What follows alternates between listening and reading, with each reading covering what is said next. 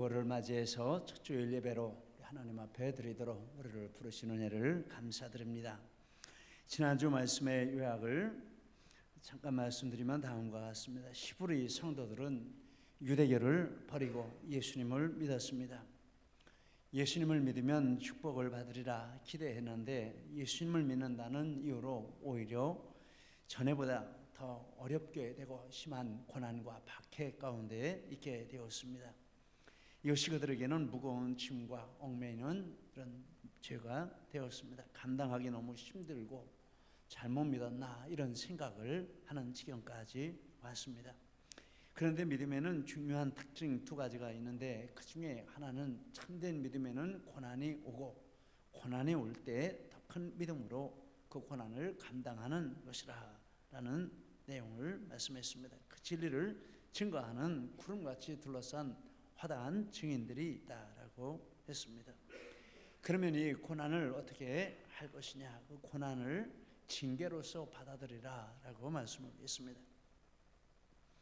징계는 교육, 훈련, 교정 이런 목적으로 부모가 자녀를 성장시키고 성숙시키려는 방편으로 사용하는 것이다라고 했습니다. 그러므로 예수를 믿은 후에 고난이 오는 것은 우리가 하나님의 자녀된 증거이고 하나님이 우리를 사랑하시는 증거로 받으라라고 했습니다. 그러므로 성도는 예수님을 믿은 후에 오는 고난에 대해서 이와 같은 태도를 가지고 그리고 고난 후의 영광을 바라보며 십자가를 참으신 예수님을 바라보고 하나님 보좌의 우편에 앉으실 것을 바라보고 모든 고난을 참으신 예수님을 따라가야 한다라고 했습니다. 본문은 앞에 이런 교훈들에 이어지는 내용으로 그 초점은 고난 때문에 믿음을 잃는 성도가 없도록 하라라는 내용이 되겠습니다. 첫째, 고난은 잘못된 것이 아니고 이상한 것이 아니고 이건 하나님이 우리를 사랑하시기 때문에 믿음을 더욱 연단시키고 높게 하기 위한 교육의 이런 방편이다라는 것이고, 그리고 고난을 당할 때 예수님이 어떻게 그 고난을 참으셨고 또 이기셨는지를 바라보고 예수님을 본받아 따라가라라는 말씀이고, 그리고 세 번째, 이 고난 때문에 믿음을 잃는 성도가 없도록 교회 성도들이 서로 돌보아주고 서로 붙들어주라라는 내용이 이제 세 번째 본문의 내용이 되겠습니다. 세 가지 대지로 말씀을 하고 있습니다. 첫째는 교회는 성도들로 모든 사람과 더불어 화평함과 거룩함을 따르게 하라라고 했습니다. 14절에 모든 사람과 더불어 화평함과 거룩함을 따르라. 모든 사람은 첫째는 우리 모든 성도들을 가리키는 것으로 보겠습니다. 성도들은 교회 안에서 서로 화평함과 거룩함을 추구하기를 힘써야 하겠습니다. 그런데 본문에서 이 모든 사람은 본문의 문맥으로는 교회 안의 성도들을 보다도 교회 밖에 있는 불신자들을 가리키고 나아가서 예수님을 믿는다는 이유 때문에 박해하는 이런 사람들을 포함하는 말씀이 되겠습니다. 예수님을 믿지만 이렇게 예수님을 믿는다는 이유 때문에 밖에 있는 사람들이 욕을 하고 또 박해하고 불이익을 주면 그들에 대해서 이렇게 반감을 가지기가 쉽습니다. 그런데 그런 사람들에 대해서 성도들이 가져야 할 마음의 태도는 화평함을 추구하는 것이고 거룩함을 지키는 것이라고 말씀을 하는 것입니다. 먼저 화평하기를 힘쓰라. 그 모든 사람들과 박해하는 사람들, 욕하는 사람들을 봐도 화평하기를 힘쓰라라고 말씀합니다. 왜냐하면 교회의 존재 목적은 불신자들을 하나님께 인도하는 것입니다. 그런데 그들과 화목하지 못하면 그들을 하나님께로 인도할 가능성이 사라지게 되는 것입니다. 그러므로 성도는 어떠한 경우에라도 세상 사람들과 화목하기를 힘써서 그들을 하나님께로 인도하는 목표를 가지고 나가야 한다라고 말씀을 합니다. 그럼 우리 세상 사람들을 대할 때 이런 중심을 꼭 가지시기를 바랍니다. 화평을 추구하는데 그 기준이 있습니다. 모든 사람 앞에서 거룩을 따르라. 거룩을 기준으로 화평을 추구하라라는 말씀입니다. 거룩은 구별되어져서 하나님께 바쳐진 존재라는 뜻입니다. 예수 믿는 사람을 성도라고 하는데 바로 이 거룩한 존재라는 뜻입니다. 그래서 성도는 모든 사람과 더불어 거룩함을 따르라라고 말씀을 하는 것입니다. 성도들끼리 있을 때도 거룩해야 하지만 세상 사람들 앞에서도, 박해하는 사람들 앞에서도 거룩함을 지키라라고 말합니다. 화평을 위해서 거룩을 버린다면 그 화평은 잘못된 것이고 도를 넘어선 것입니다. 거룩은 무엇입니까? 거룩은 하나님의 말씀을 지키는 것입니다. 그래서 하나님의 말씀을 지키는 그 한도 안에서 다른 사람들, 세상 사람들과 화평함을 따르라라고 말씀을 하는 것입니다. 이렇게 죄를 멀리하고 하나님 말씀을 따르면서 사람들과 화평을 추구할 때 일어나는 일이 있습니다. 14절에 이것이 없이는 아무도 주를 보지 못하리라 라고 했습니다. 바꾸어서 말하면 참된 화평과 참된 거룩을 따르는 삶을 살 때 주님을 보게 되는 은혜가 있다라고 하는 것입니다.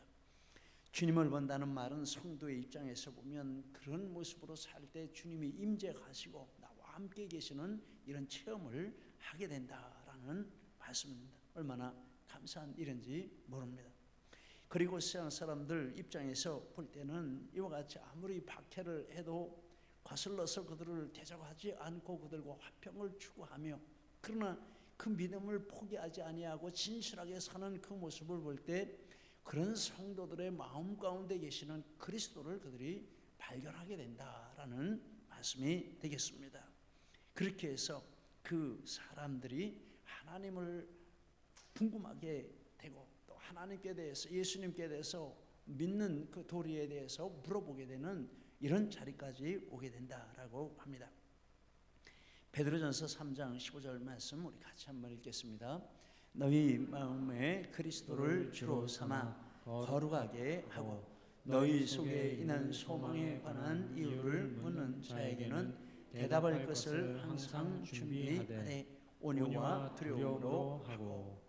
그리스도를 주로 삼아 거룩하게 하라. 이 거룩을 지키라. 어떤 사람 앞에서도 거룩을 무너뜨리면 안 됩니다.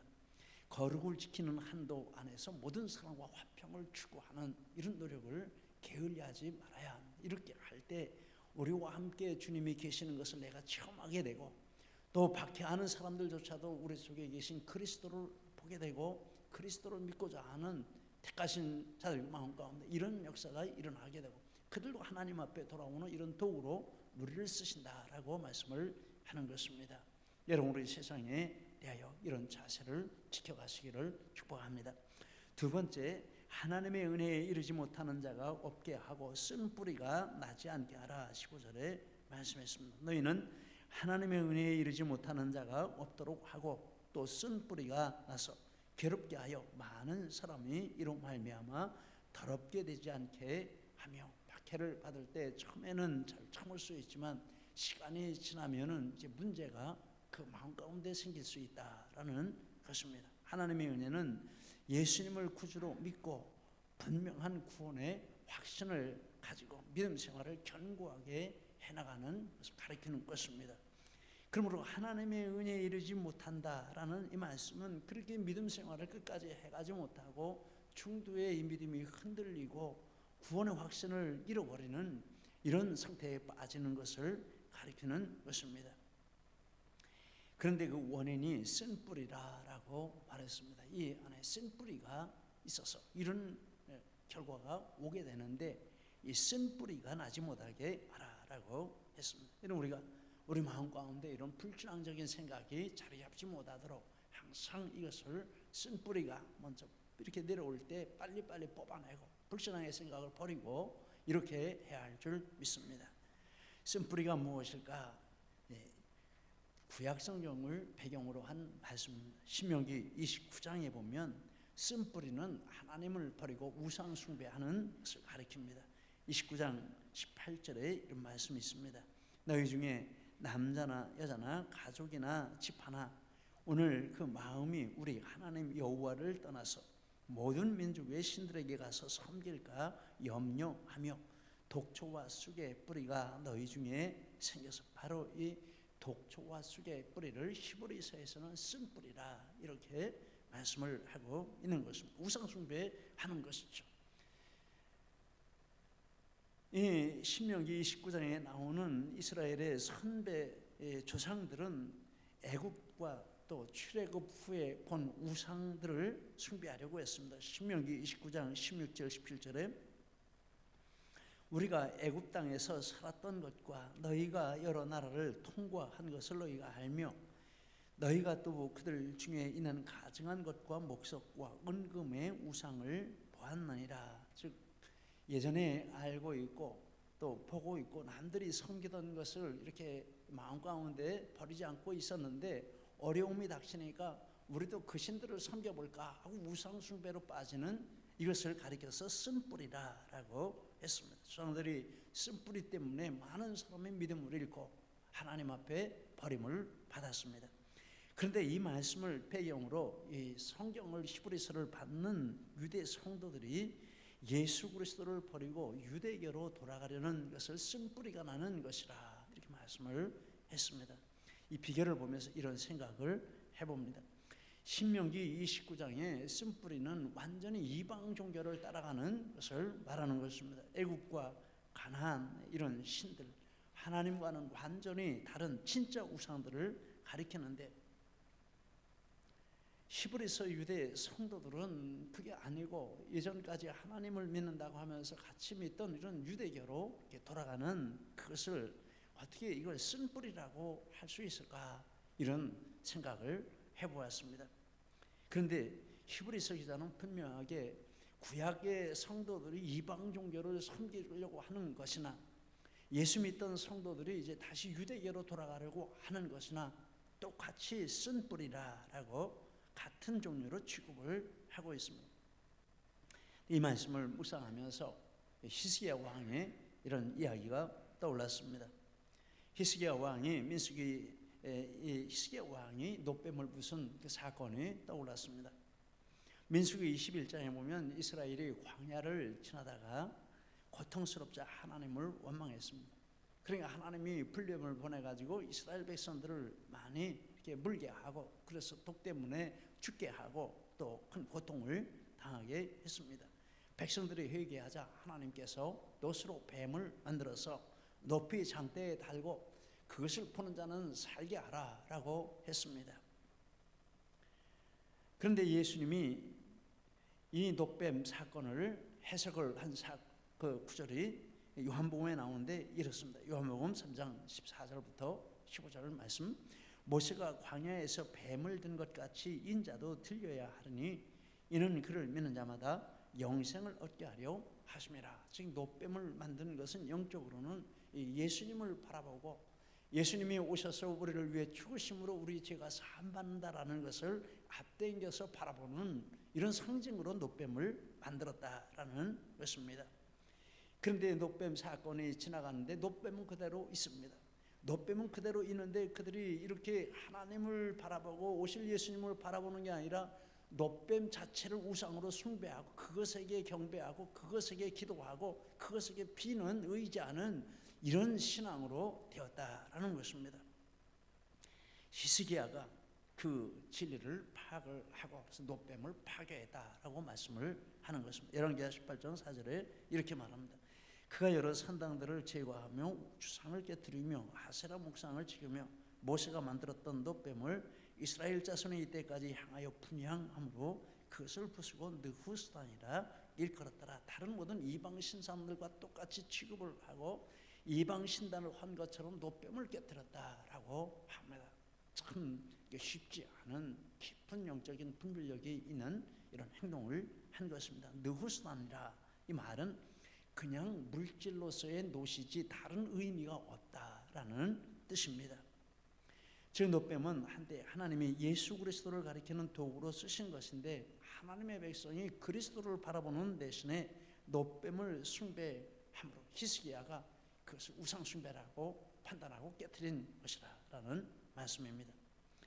그래서 15절은 유대교 신앙을 이렇게 쓴 뿌리라고 이런 맥락에서 보면 하나님께서 유대교를 예수님을 가리키는 도구로 쓰신 것이 분명합니다. 그런데 이제 그것을 버리고 예수님께 왔던 성도들이 다시 예수님을 버리고 유대교로 돌아간다라는 것입니다. 이것은 노뱀을 숭배하는 것과 똑같은 이치라고 하는 것입니다. 그래서 15절은 유대교 신앙을 이 쓴뿌리라 우상 숭배하는 것, 유대교로 돌아가는 것은 우상 숭배하고 똑같은 것이다, 이렇게 말씀을 했습니다. 참 이 이스라엘 성도들이 이렇게 그 전까지도 유대교에 몸담고 있던 성도들이 참 헷갈릴 수 있는, 분별하기 어려운 이런 영적인 진리가 되겠습니다. 그러나 이렇게 설명을 쭉 통해서 보면 그게 바로 우상 숭배가 되는 것입니다. 예수님을 믿다가 유대교로 다시 돌아가는 것은 우상 숭배가 되는 것입니다. 쓴뿌리가 되는 것입니다. 이 원리를 우리에게 적용해 보았습니다. 어떻게 적용할 수 있을까?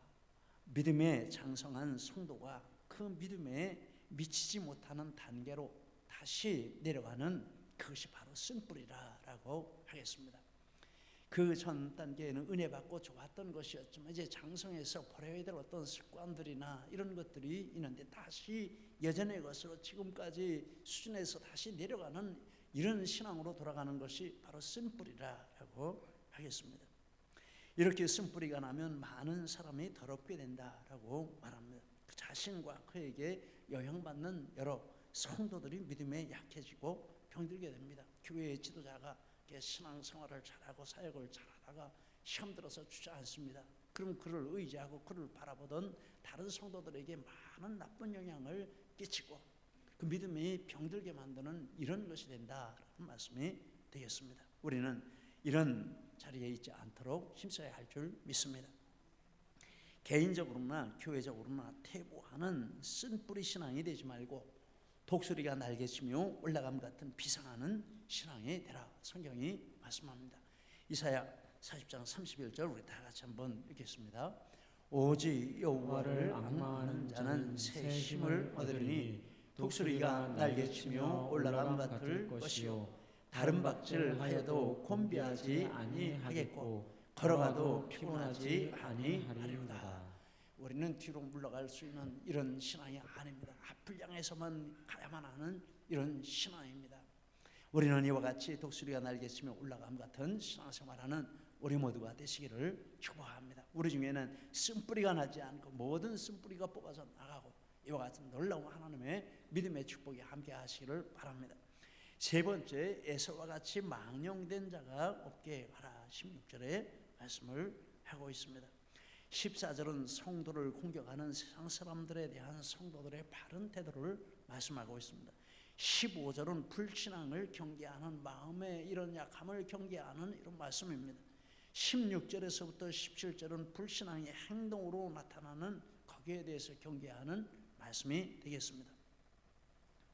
그 대표로 에서를 지목해서 말씀을 하고 있습니다. 에서는 어떤 사람입니까?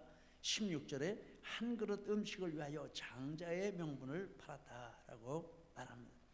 에서는 장자이고 아브라함의 장손자입니다. 하나님께서 아브라함에게 선지자와 제사장과 왕의 약속을 주셨습니다. 창세기 12장 7절에 보면 아브라함이 제단을 쌓고 제사장입니다. 창세기 17장 6절에 보면 왕들이 내게서부터 나오리라, 왕권의 권세를 약속하셨습니다.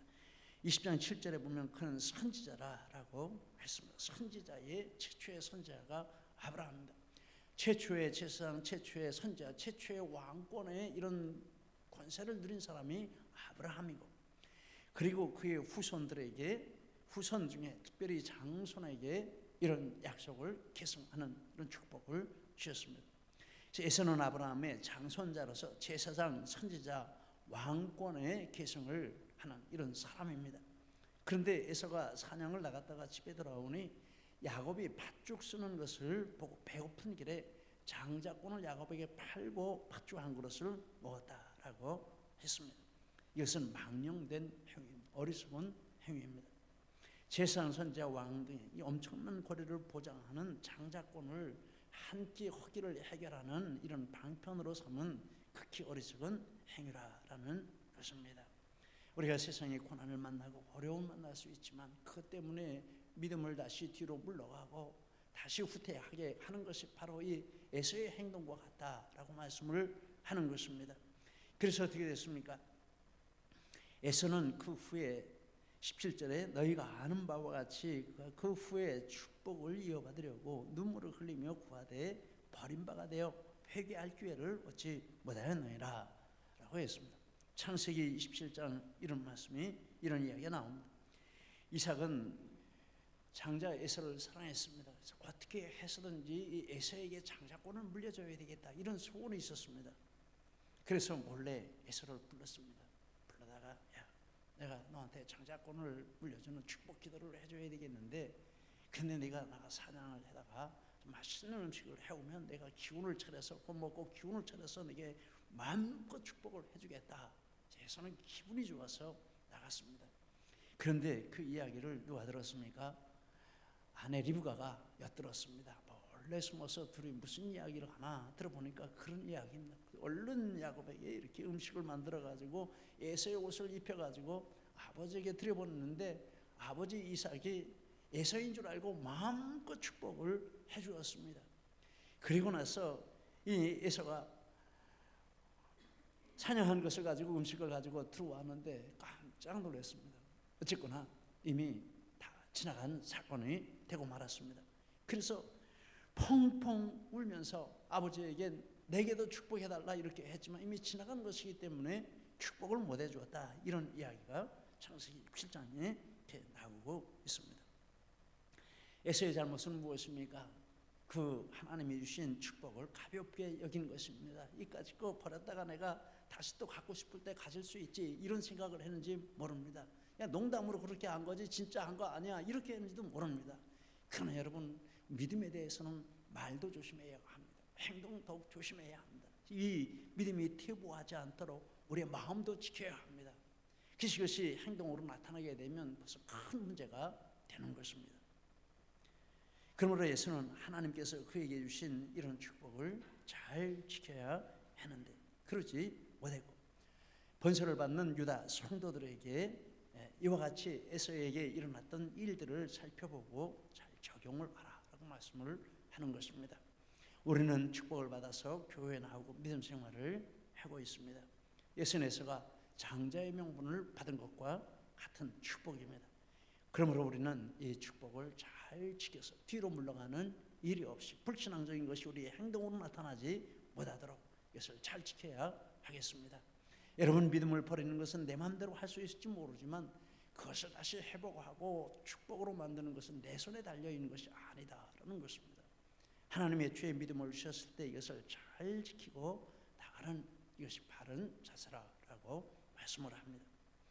그리고 믿음을 이와 같이 이런 상황 가운데 믿음을 잘 지키는 방법으로 돌아보아서 살피라라고 말씀합니다. 15절 말씀에 너희는 하나님의 은혜에 이렇게 했는데 그 너희는과 하나님 사이에 돌아보아라는 단어가 있어야 맞습니다. 원문에는 그것이 있습니다. 돌아보라는 단어가 있는데 개역 성경에는 있습니다. 그런데 개역 개정에는 없습니다.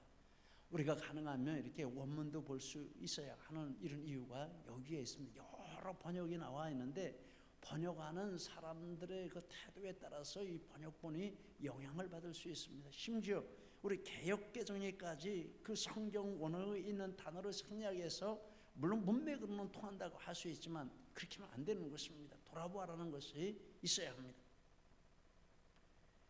너희는 돌아보아라고 했는데 이 돌아보아라는 단어는 감독이라는 단어와 같은 단어입니다. 디모데서에 보면 이 감독의 직분을 사모하는 자들이라 이런 말씀이 나오는데 감독은 교회의 영적인 지도자들을 가리키는 말입니다. 즉 교회의 영적인 지도자들이 성도들이 이런 세 가지 방면에서 바르게 신앙생활을 하고 뒤로 물러가지 않고 계속해서 어떤 상황에서도 독수리가 날개치며 하늘로 올라감 같이 이런 신앙생활을 하도록 잘 돌보고 지도하라라는 뜻이 되겠습니다.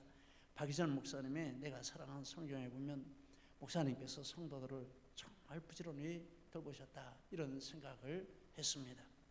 세 가지 방법으로 성도들을 돌보셨는데 성도들이 결석하면 늦어도 월요일까지는 빠짐없이 이렇게 전화로 신방을 하시고 어떤 사람은 또 찾아가기도 하고 이렇게 하셨다라는 말씀이 나옵니다. 그리고 매주일 설교 말씀을 통해서 성도들에게 진리의 떡과 진리의 고기를 대접해 드리려고 노력하셨다, 이런 말씀이 있습니다.